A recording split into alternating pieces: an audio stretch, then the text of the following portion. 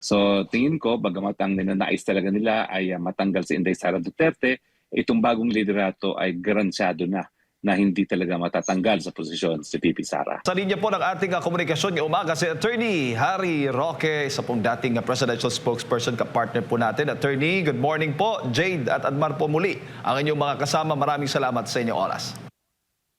Good morning partners Jade at Batmar at good morning Philippines! Opo. Attorney, kumusta po at ano pong masasabi po ninyo sa nangyari kahapon dito po sa Senado? Lumutang po si Senator Bato de la Rosa matapos ng ilang araw na pagliban. Nagkaroon lamang ng tensyon itong tangkangang pag-aresto sa kanya sana ng ilang ahente ng NBI at ilang individual dahil nga dito sa umano'y warrant of arrest ng ICC.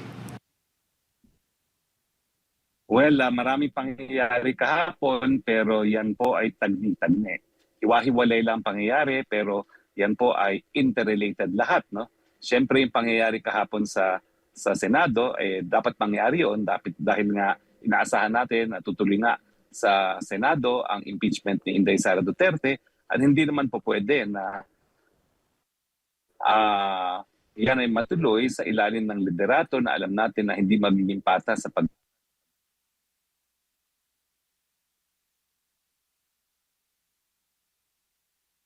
Attorney? Pwede ho bang sa audio lang tayo, Attorney? Baka kasi nagkakaroon ng nawawala tayo ng signal.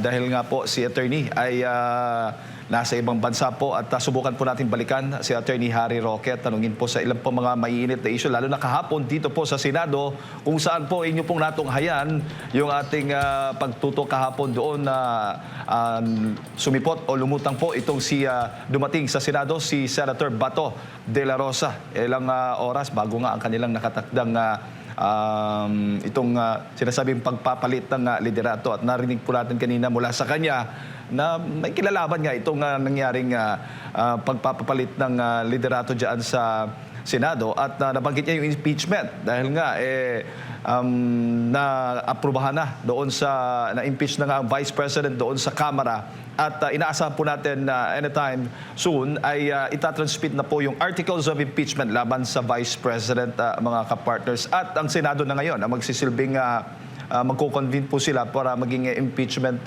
court at yan po yung mga susunod na mga aabangan po natin. Lalo't ngayon ay may bago pong liderato. Attorney?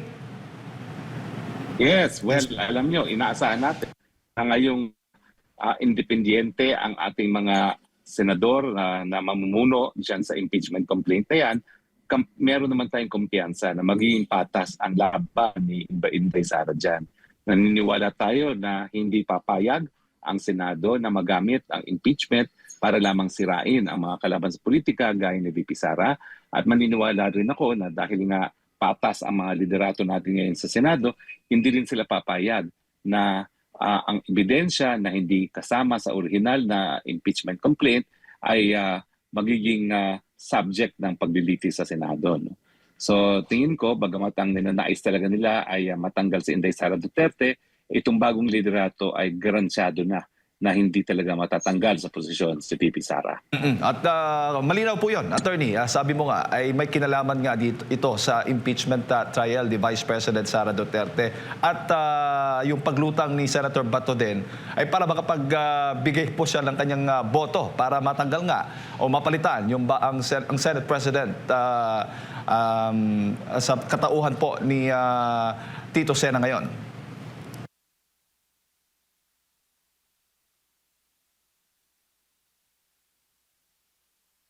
New majority na dagdagan yung siyam na minority dati ng dalawang Villar, ng Pia Cayetano at ni Loren Legarda, talagang makikita natin ang isang independenteng Senado at patas na paglilitis.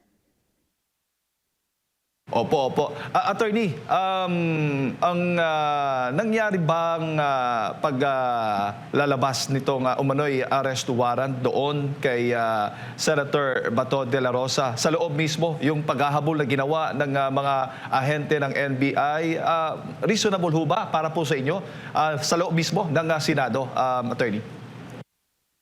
Hindi po, no? Yan ay illegal. Unang-una, wala pong lokal na hukuman na nag-issue ng warrant of arrest. Yan po ay isang International Criminal Court warrant of arrest at hindi po yan self-executory. dapat humihingi ng tulong ang ICC para nga po yan ay masilbi doon kay Bato. No? Pero ang naging pahayag na mismo ni DILG Secretary John Vic Remulla ay wala pang kahit anong formal na natatanggap ang DILG para sa pagpapatupad nitong warrant of arrest laban kay Senator Bato. At meanwhile, dahil si Senator Bato ay isang nakaupong senador, meron po tayong krimen na Article 145 ng Revised Penal Code na nagpapataw ng parusa doon sa mga tao na pipigil sa kahit sino mang miyembro ng Senado o ng Kongreso para mag-attend ng kanyang hearing at para siya ay makapag-participate sa lahat ng mga hearing na ating Kongreso. So krimen po yung nangyaring yan, violation of Article 145, bukod pa po doon sa walang bisa yung warrant of arrest na kanilang tinangkang i-serve kay Senator Bato. Kaya naman doon po sa mga ahente o individual po na may kinalaman doon sa paghahabol at pag-wrestling nga, sabi nga ng ni Senator Bato sa kanya, ay cite in contempt itong mga ahente, ito attorney. Po pwede pala yun mangyari? Pwede po dahil yung nangyari ay matinding pagbabastos sa ating legislatura. No? Huwag nating kakalimutan ang legislatura, bagamat wala silang hukbong sandatahan, no, ay meron ding sariling kapangyarihan na magdisiplina kapag sila ay binastos. Kapag pinakita kasi na naghahabulan sa loob ng Senado mismo at nagtatangka na pigilan ng isang senador na umattend ng isang plenary hearing pa man din ng Senado, yan po talaga ay pagbabastos sa ating Senado. Dahilan kung bakit dapat lang sila ay ma-contempt. No? Dahil yan naman po ang dahilan kung mayroong contempt powers para pangalagaan po ang dignidad ng institusyon ng Senado. Opo, pero hindi ho ba ay nilabag na rin po yung separation powers nga ng ehekutibo at nitong legislatura, particular na nitong Senado, dahil nga po doon sa itong sitwasyon nangyari kahapon na attorney, hindi sana ito mangyayari kung pinaalam ng maayos. Although may sinabi din ng NBI na nag-info nga sila, nagbigay sila ng impormasyon sa dating Senate President Tito Soto. Pero nagkaroon ng pagbabago ng liderato. Sa tingin mo ay dapat pinatapos na lang sana yung sesyon at doon na lang sana isinagawa yung umano'y arrest warrant laban kay Senator Bato de la Rosa. Sa akin kasi wala talagang legal na basihan para ipatupad yung warrant of arrest na yan dahil yan ay galing sa isang dayuhan na hukuman. Lahat ng hukuman, ang lahat ng kababayan natin, lahat ng ating mga mamamayan, pwede lamang aresto rin sa bisa ng lokal na mandamiento de arresto na inisyu ng isang lokal na hukuman. At lininaw na nga ng Korte Suprema, no, na hindi po pwedeng ma-enforce ang foreign warrant of arrest hanggang hindi dumadaan po yan sa proseso ng extradition. At nung kailan naman ay naglabas na nga ng special rules sa ating Korte Suprema na dapat sundin kung ipapatupad ang isang foreign warrant of arrest dito sa Pilipinas na hindi naman sinunod ng mga taga-NBI. So yung raid mismo ang illegal, yung pamamaraan ay contemptuous at siyempre yung pananakit na nangyari ay illegal din. Opo. Pero ngayon, sabi doon sa website, naglabas ang ICC ng kumpirmasyon na meron na ngang formal arrest warrant laban kay Senator Bato de la Rosa. Sa tingin mo ay susundin po yun ng ating gobyerno tulad ng nangyari kay dating Pangulong Rodrigo Roa Duterte? Hindi pa rin po kasi nakasaad na nga po doon sa revised rules ng extradition ng Korte Suprema, dapat idulog muna yan ng lokal na hukuman. Walang Pilipino na po pwedeng arestuhin sa bisa lang isang dayuhang hukuman. Dapat ang mandamiento de aresto manggaling sa isang lokal, sa isang Pilipinong hukuman. Opo. So ang magandang advice mo para kay Senator Bato de la Rosa ay huwag magpahuli kahit anong mangyari. Wag talaga at kampante ko na yung mga petisyon naman na isa ako doon sa abogado no, na nakabindin pa rin sa Korte Suprema na nagsasabi na illegal nga yung nangyari kay Tatay Digong ay mapapabilis ang resolusyon dahil ito na nga, meron ng actual case or controversy. Nung panahon kasi ni Tatay Digong, naging fait accompli eh. Na-kidnap na nila si Tatay Digong na ilabas na ng bansa. Pero ngayon, nakikita ng Korte Suprema dahil co-petitioner naman itong si Senator Bato de la Rosa na meron ng actual case or controversy na dapat maresolba ng hukuman. So sa tingin ko, ang way out dito sa lahat ay ang pagreresolba ng mga nakabinbin nating mga petisyon sa Korte Suprema. Opo. Kung sakali man, attorney, na i-enforce ng korte natin, local courts po natin, itong ang foreign arrest warrant at isisilbi nga kay Senator Bato de la Rosa, nasa ilalim po ng Senate Protected Custody ang senador. Sa tingin po ninyo ay mapipilit, maaaresto, mahuhuli ba nila itong si Senator Bato de la Rosa na nasa Senado? Sa tingin ko hindi, no? Kasi nga unang-una yung Korte Suprema na naglabas ng rules on extradition, no? Revised rules on extradition na nagsasabi na talagang dapat dumaan sa lokal na hukuman. Pangalawa, kapag sa pilitan na kukunin si Bato de Rosa sa loob ng Senado, yan ay paglabag na dun sa prinsipyo ng co-equal branch of government ang Senado at yan din po ay taliwas sa tradisyon na talagang dahil nga sila ay mga mambabatas at kung kinakailangan silang arestuhin, dapat naman sa labas sila ng Senado maaresto. Opo, kahapon ay si Antonio Trillanes po yung nag-present ng yung dokumento na umano'y arrest warrant laban po kay Senator Bato de la Rosa, attorney.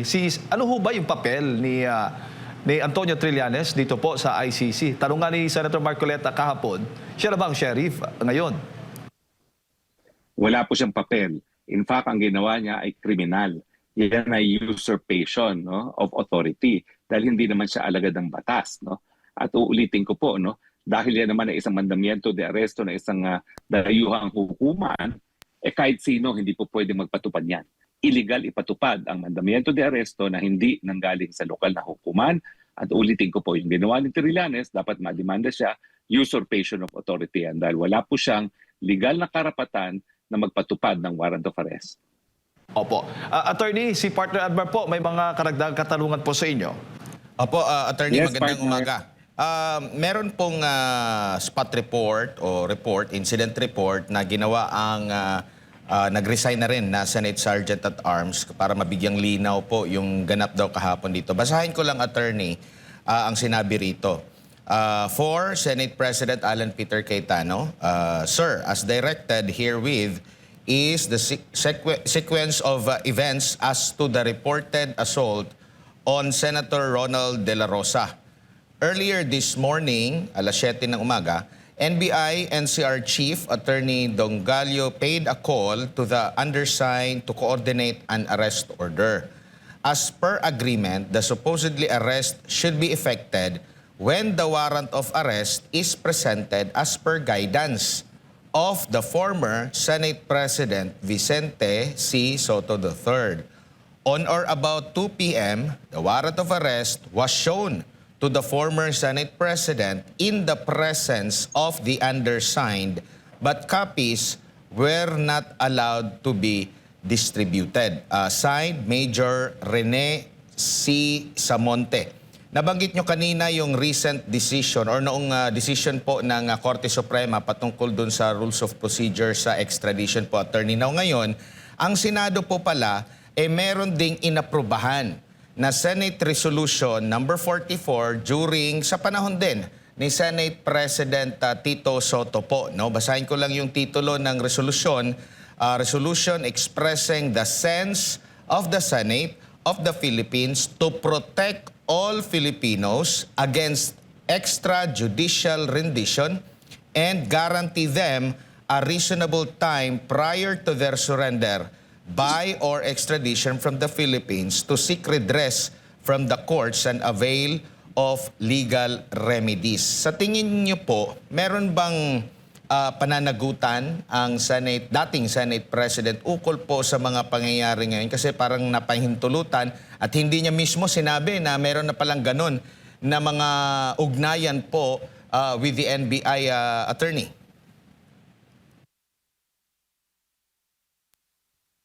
Well, sa tingin ko talaga, kriminal yung ginawa ni dating Senate President Tito Soto. No? Una-una, sinabi ko na, yan na isang krimen. No? Yung pagpipigil, no? Sa isang senador na makapasok at magawa ang kanyang katungkulan. Naging, kumbaga, instrumental itong dating Senate President dito sa kriminal na bagay nito. Alam nyo, iniisip ko rin, ito'y attempted kidnapping din. Dahil ang pagkuha nga ng isang tao sa pamamagitan ng isang dayuhang warrant of arrest ay illegal sa ating bayan dahil arrest.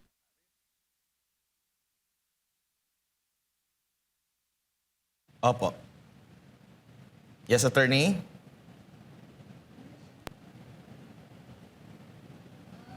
Okay, balikan lang natin si Attorney Harry Roque, ang dati pong presidential spokesperson. Pinag-usapan po natin yung mga naging ganap po kahapon po mga kapartners, no? At para sa kaalaman ng ating mga kababayan, lalo na doon sa kaka-tune in pa lang kung ano mga kaganapan sa ating bansa kahapon nga po ay nagpalit ng liderato dyan po sa Senado po mga kapartner.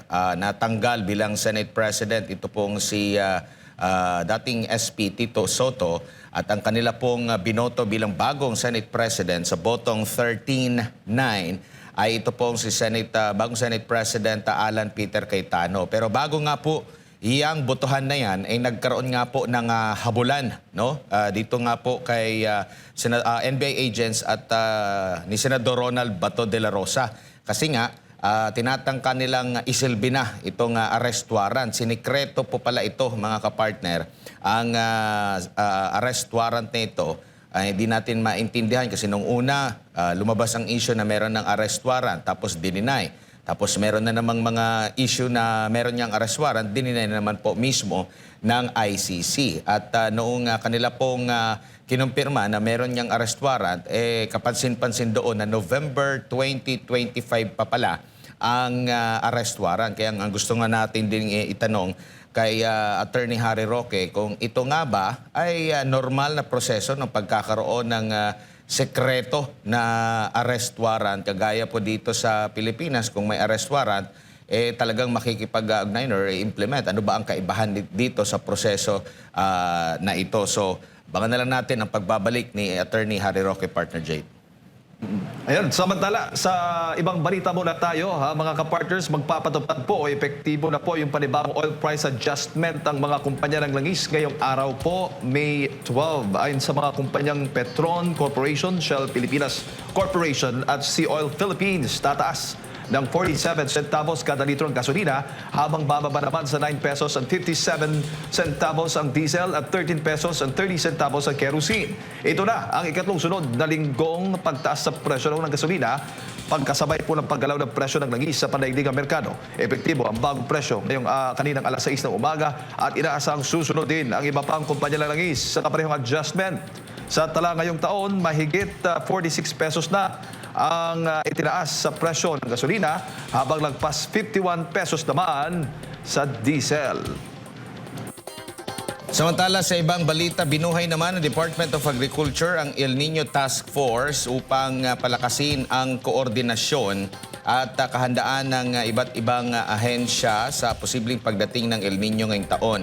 Ayon sa mga pag-aaral, maaaring bumaba ng 20% hanggang 30% ang produksyon ng agrikultura kapag tumindi ang tagtuyot. Sinabi ni Agriculture Secretary Francisco Chu Laurel Jr. na layunin ng pamahalaan na mabawasan ang pinsala sa pamamagitan ng maagang interbensyon at suporta sa mga magsasaka. Samantala muli nga asa ang Pilipinas sa imported na bigas matapos formal na pagtibayin ng gobyerno ang panibagong kasunduan sa Vietnam para sa rice supply ng bansa hanggang 2027. Narito ang balita ni Paul Montibon.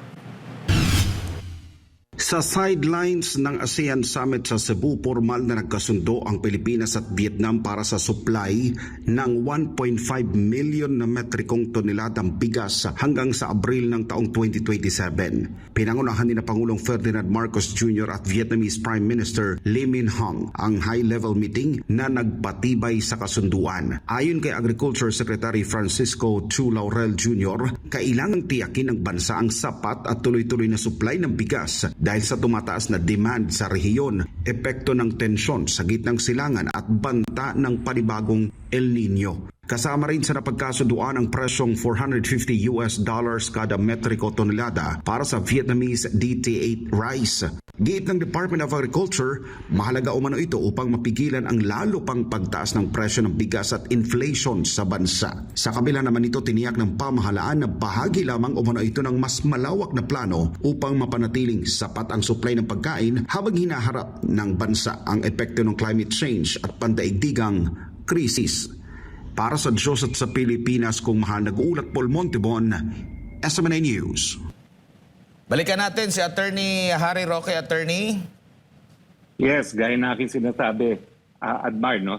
Bukod sa pagiging kriminal yung mga nangyari sa Senado, no, na paglabag sa Article 145 at posible pang attempted kidnapping yan, ang katotohanan ay hindi rin naging tapat sa pagiging senador itong si Senate President pro tempore dahil siya pa yung naging instrumento para malabag na yung karapatan ng isang senador at masira yung dignidad at respeto para sa Senado dahil nga ang pinapatupad na warrant of arrest ay walang bisa dito sa ating bansa. So sa tingin ko, dapat rin siya maparusahan dahil siya ay gumawa ng isang unethical conduct na hindi karapat-dapat sa isang senador. Opo. Kung matagal na itong arrest warrant na ito, kasi November pa ito, Attorney, isinilbi lang kahapon, Mayo 11, kayo rin po ba ay nagtaka yung sa timing ng implementation na parang inantay sa mga ganap, na mga importanteng ganap, like kagaya po sa impeachment ni Vice President Sara Duterte, kasi nga parang sure na yata itong mga kritiko ng mga Duterte na may impeach siya sa Kamara na ngayon ang bola ay malilipat dito sa Senado at dito nila inilabas at inilahad yung arrest warrant kasi matagal na bakit hindi nila inimplement nitong mga nakalipas na araw at ginawa pang sekreto nila, Attorney? Yung talagang intention nila ay para mabawasan yung numero na tututol sa impeachment ni Inday Sara Duterte. Kung maalala mo, Admar, dito rin sa programa natin, siniwalat ko na kauna-una ang pagkakataon na noong Nobyembre, dumating talaga yung warrant of arrest dito sa Pilipinas na kung todo deny silang lahat. So ang timing talaga, hindi nila ilalabas yan hanggang hindi tutuloy ng impeachment complaint ang mabawasan ng isang boto at least. No? At hindi ako magtataka kung tutuluyan din nila itong si Senator Bongo, si Senator Chis Escudero, si Senator Joel Villanueva at si Senator Jingo Estrada na matagal na nilang tinatakot, nakakasuhan ng kasong plunder dahil nga dito sa flood scam. No? At sa tingin ko, lahat po yan ay dahil nga nais nilang mabura at mabawasan ang suporta ni Inday Sara Duterte pagdating sa impeachment dyan sa Senado.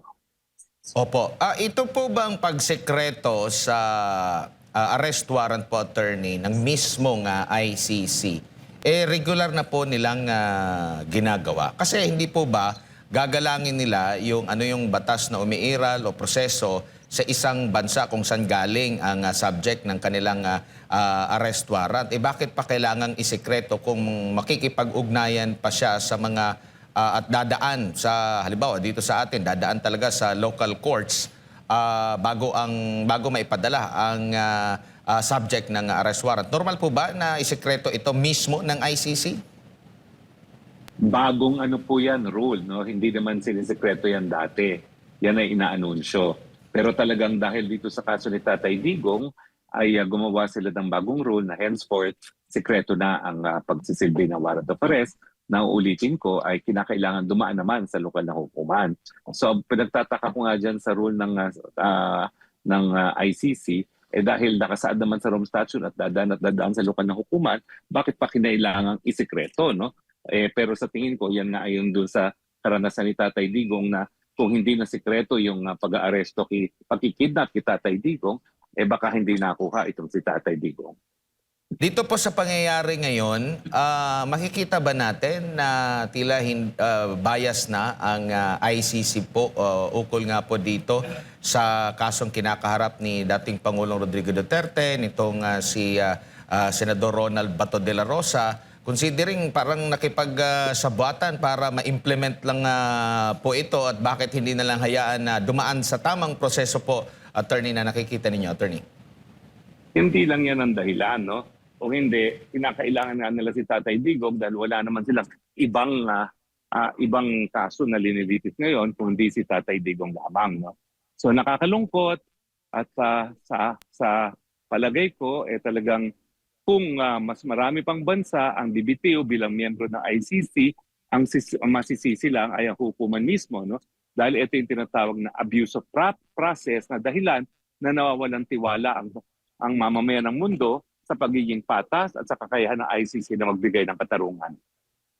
Opo. Dito naman po sa bagong liderato ng Senado po sa kasalukuyan na attorney, ano po ang nakikita ninyo na maaring maganap na maliban po doon sa impeachment na magkakaroon na sa tingin ninyo ng patas na paglilitis? Ano pa ang nakikita ninyo na maaring maganap sa ilalim po ng bagong liderato ngayon ng Senado?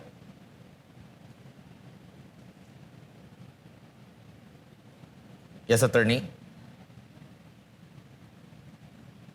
Okay, balikan lang natin si Attorney Harry Roque, ang dati pong presidential spokesperson. Hello. Yes po, Yung attorney. sinasabi ko po, yung flood scam investigation, sana matuloy na, no? Dahil nag-aabang tayo ng mga katotohanan sa Senado, no? At ngayong si Senator Marcoleta na ngayon, ang chairman ng Committee on Blue Ribbon, siguro wala nang pagtatakba ng mangyayari, no? At lalabas na ang katotohanan. Hindi rin ako magtataka na ngayong ang liderato ng Blue Ribbon Committee ay si Marcoleta na, Senator Marcoleta, baka yung mga personalidad gaya ni Zaldico ay pumayag ng tumistigo, no? Even by Zoom, no? Dahil hindi naman pinagbabawal sa mga hearing ng Senado ang pagbibigay testimonya sa pamamagitan ng Zoom. Opo, kasi ginawa din nila yun during sa investigation nila kay Pastor Apollo Siquibuloy, yung sinasabing mga testigo di umano, pinadaan sa Zoom. Pero ito, hindi napayagan sa Zoom. Yun yung mga naging usap-usapan na papayag na itong si Congressman Zaldico. Pero parang hindi ata pinayagan nila kasi nga baka maraming mahagip sa mga revelasyon ni dating Congressman Zaldico, attorney. Well, tignan lang natin, no? Pero ito'y napakamabuting balita dahil baka ito nga ay ang pinakakaantay na natin para mapatuloy itong paghahanap natin sa katotohanan. Opo, meron pong almost 30, mga 26 ata, attorney, na bumoto hindi pabor sa impeachment. At nabasa ko yung ilan sa kanilang mga rason. Yung iba doon talagang nagkaroon pa ng consultation sa kanilang mga constituents. Meron din nagpaliwanag dahil sila ay nagre-representa sa mga constituents nila at kanilang nire-respeto yung 32 million votes ni Vice President Sara Duterte. Ito yung mga congressman na bihira or hindi natin naririnig na nagdedepensa dito kay Vice President Sara Duterte. Anong masasabi mo dito sa kanilang mga naging rason kung bakit sila bumoto ng no sa impeachment ng Pangalawang Pangulo, attorney? Well, saludo po talaga ako dito sa 25 na bumoto laban dito sa impeachment. Dahil nagpapakita po sila na naintindihan talaga nila ang trabaho nila bilang mga mababatas. No? Dahil alam nila na sa panahon na tayo nasa kalagitnaan ng krisis, ang kinakailangan gawin ng ating mga policy makers, ang ating mga mambabatas, ay yung mga pamamaraan para maibsan at mabawasan ang pagdurusa ng ating mga mamamayan at hindi para mamulitika. No? So, ako po ay nagbibigay pugay dun sa 25 na nagno at alam ko naman po na ang sambayan ng Pilipino ay magbibigay din ng pabuya sa kanilang katapatan sa bayan dahil sa kanilang no vote. Opo. Ayan, attorney, siguro yung huling mensahe niyo na lamang para sa lahat ng ating mga kababayan na nanonood po at nakikinig sa mga oras na ito. Well, ang aking mensahe lang po, laban lang po tayo. Nakita natin na yung pinanindigan ng Senado, ang kanilang independensa, ay meron pa talagang natitira na lakas at puwersa para magkaroon tayo ng pagbabago dito. So, bagaman talagang matindi mga kalaban natin, naharap natin, lalong-lalo na ang isang bangag ng presidente, pag tayo nagsama-sama, magwawagi pa rin tayo. Alright. Attorney, maraming salamat at magandang araw po sa inyo. Gandang araw din po. Ayun po mga kababayan, si Attorney Harry Roque, dati po presidential spokesperson, kapartner po natin na nakausap at napakinggan natin kaugnay nga dito sa nangyaring tensyon dyan sa Senado at maging itong issue po ng impeachment trial laban kay Vice President Sara Duterte at yung issue po ng flood control anomaly.